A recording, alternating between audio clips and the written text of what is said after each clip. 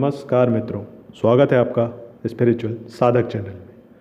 आज हम बात कर रहे हैं नवम भाव के स्वामी यानी नवमेश जब कुंडली के 12 भावों में हो तो वह क्या फल देंगे। देखिए, नवम भाव किसी भी कुंडली का क्या दर्शाता है। नवम भाव जो रहता है वो भाग्य को दर्शाता है, व्यक्ति के भाग्य को, उसके धर्म को दर्शाता है, उसके द्वारा ली गई उच्च शिक्षा को दर्शाता है। नवम भाव पिता के द्वारा दी गई शिक्षा या गुरुओं को भी दर्शाता है। व्यक्ति की आस्था को भी नवम भाव बताता है। कोई भी व्यक्ति जो तीर्थ यात्रा करता है वो उस तीर्थ यात्रा को भी नवम भाव से देखा जाता है, उसकी द्वारा ली गई शिक्षा को भी नवम भाव से देखा जाता है। व्यक्ति के द्वारा की गई धार्मिक यात्रा या उसका आध्यात्मिक झुकाव, इसे भी नवम भाव द्वारा बताया जाता है। योग अभ्यास वगैरह जो होते हैं उसे भी नवम भाव से देखा जाता है। इसे धर्म भाव या पितृ भाव या भाग्य का घर भी कहा जाता है। नवम भाव कुंडली का सबसे महत्वपूर्ण त्रिकोण होता है।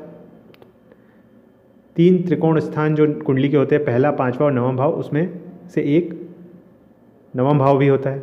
इसे लक्ष्मी का स्थान माना जाता है। यह व्यक्ति की धार्मिकता, उसकी सहानुभूति, उसका अकेलापन, दर्शन शास्त्र, उसके द्वारा की गई लंबी यात्रा या विदेश यात्रा, यह सब दर्शाता है। नवे घर द्वारा शासित शरीर के जो अंग रहते हैं वो जैसे जांघ हो गई, जांघ की हड्डी हो गई, कूल्हे हो गए, कूल्हे की हड्डी, कूल्हे के जोड़ हो गए, अस्थि मज्जा हो गई, धमनी प्रणाली हो गई। पीड़ित नवम भाव व्यक्ति को घुटने में दर्द, जोड़ों में दर्द, मधुमेह, निम्न रक्त उत्पादकता, ल्यूकेमिया या जांघ और कूल्हे में दर्द, ऐसी कुछ बीमारियां, आमवती दर्द जैसे जो पेट के दर्द होते हैं, रूमेटिक पेन वगैरह होते हैं, ये सब समस्याएं दे सकता है। अब हम जानते हैं कि अगर नवमेश कुंडली के 12 भावों में बैठे तो वो क्या फलाफल देते हैं। नवमेश जब कुंडली के प्रथम भाव में विराजमान हो तो ऐसे जातक खुद के लिए भाग्यशाली हो सकते हैं। यदि ग्रह अच्छी स्थिति में है तो जाकी धर्म पर, गुरुओं पर, अपने माता पिता पर आस्था बहुत होती है। ऐसे जातक आध्यात्मिक होते हैं, दार्शनिक होते हैं, उदार होते हैं, विद्वान होते हैं। ऐसे जातकों को गुरुओं का, माता पिता का सहयोग प्राप्त होता है। ये जातक समाज में अपार धन, भूमि, संपत्ति और सम्मान अर्जित करते हैं। यदि ग्रह पीड़ित है तो जातक को माता पिता और गुरुओं का सहयोग नहीं मिल सकता।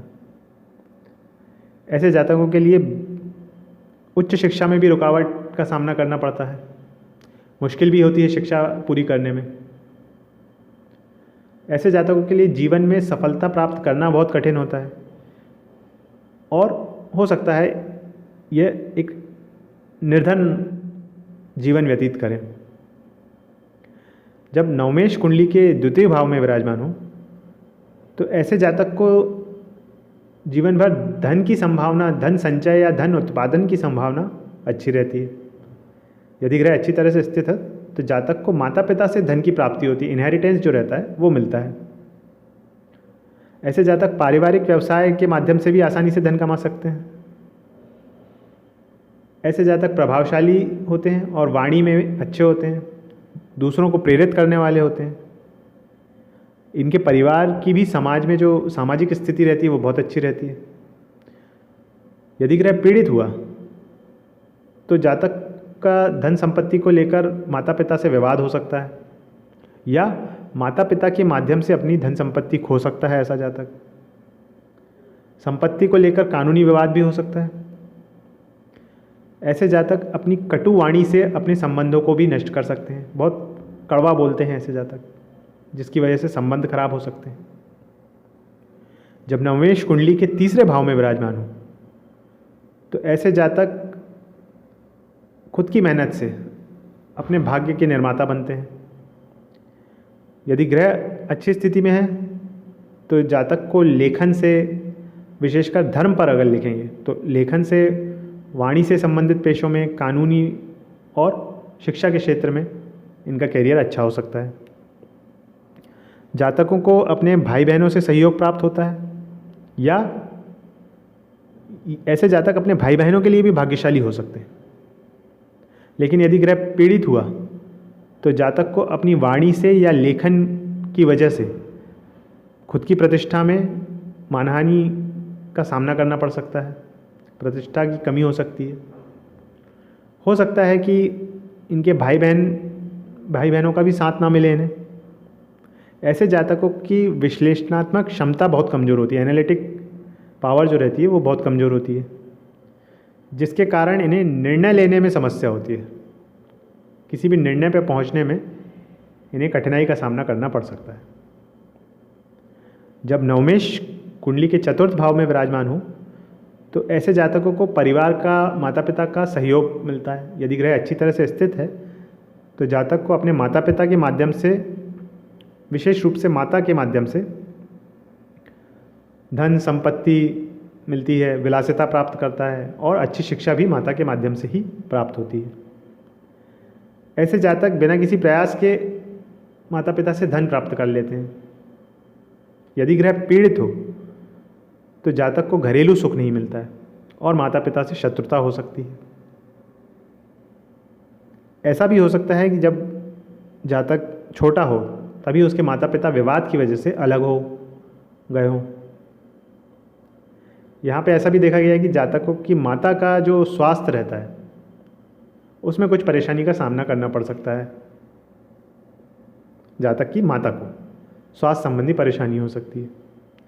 जब नवमेश कुंडली के पंचम भाव में आए तो ऐसे जातक स्वभाव से दार्शनिक हो सकते हैं। यदि ग्रह अच्छी तरह से स्थित है तो जातक की संतान के बाद उसका भाग्योदय होता है। इनके बच्चे भी भाग्यशाली होते हैं और जीवन की सुख सुविधाओं का आनंद लेते हैं। इन जातकों को धन, जमीन जायदाद, वाहन, नौकर चाकर की प्राप्ति हो सकती है, क्योंकि नवम भाव भी त्रिकोण स्थान है और यहाँ पंचम भाव भी त्रिकोण स्थान है।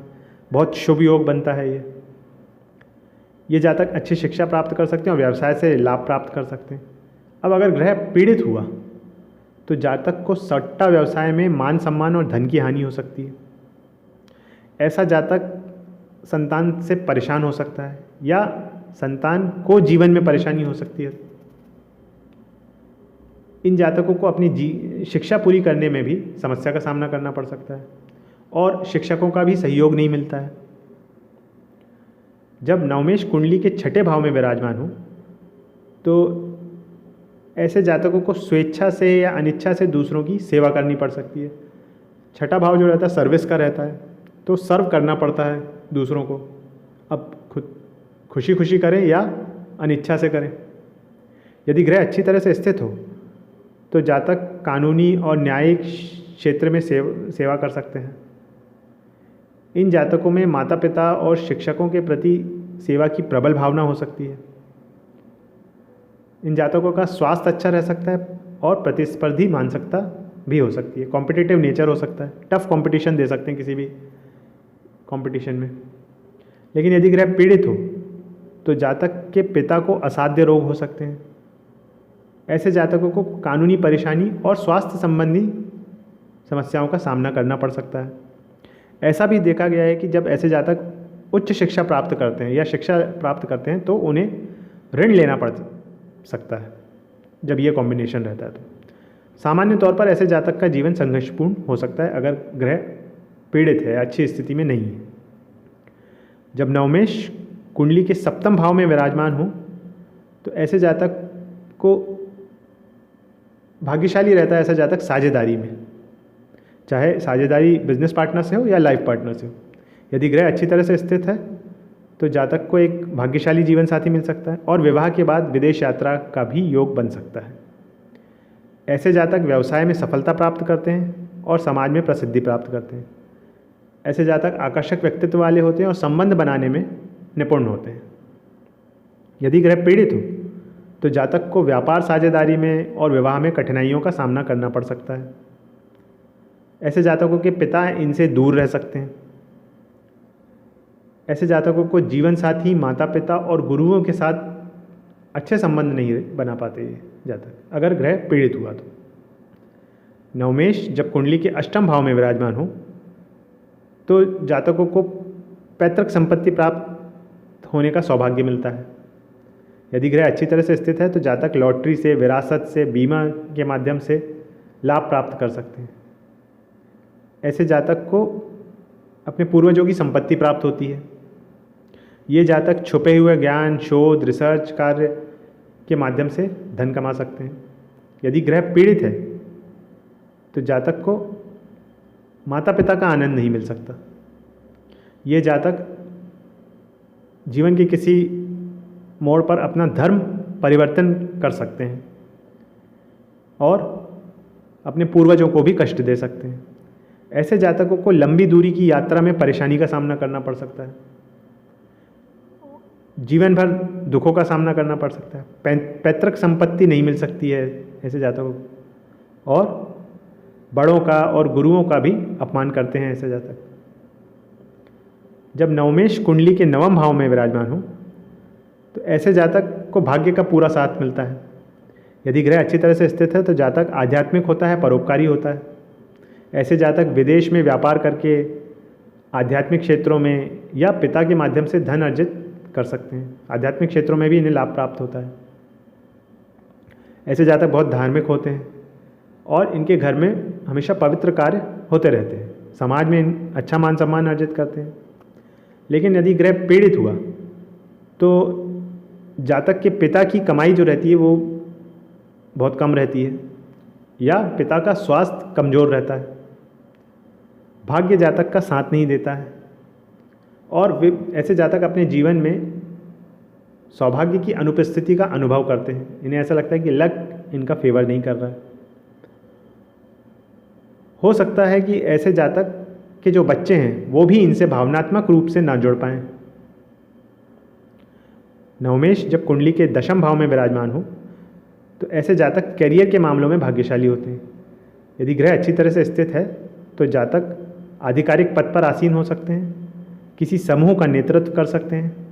ये जातक जो है उदार व्यक्तित्व के होते हैं और कैरियर उन्मुख होते हैं, कैरियर ओरिएंटेड व्यक्तित्व वाले होते हैं।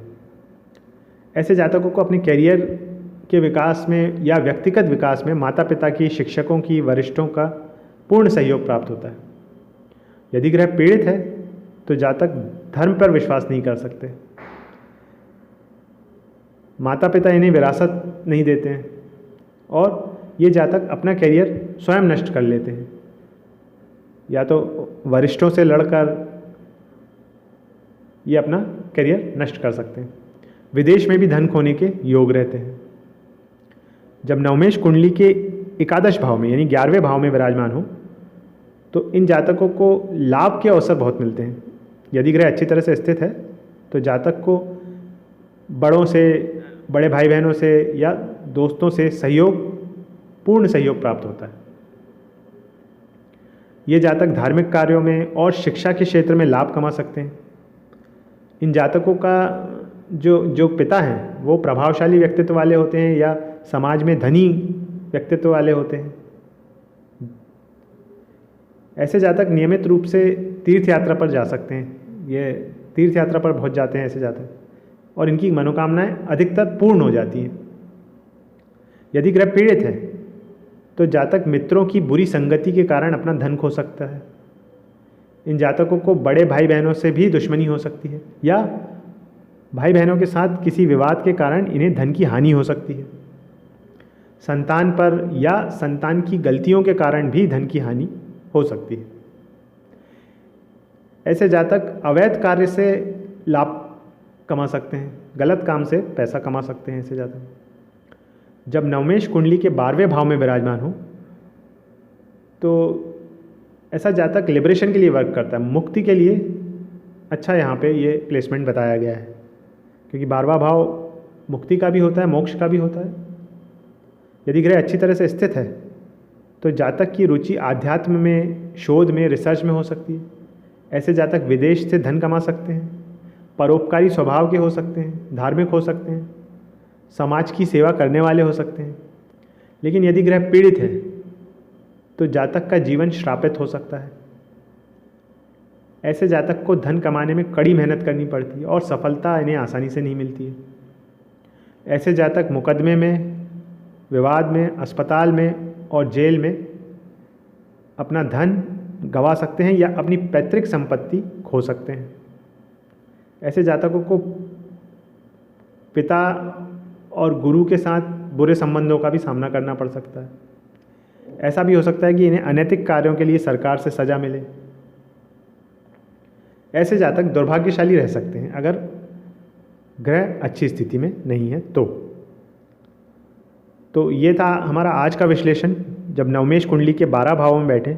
आगे भी सीरीज़ को इसी तरह आगे बढ़ाएंगे।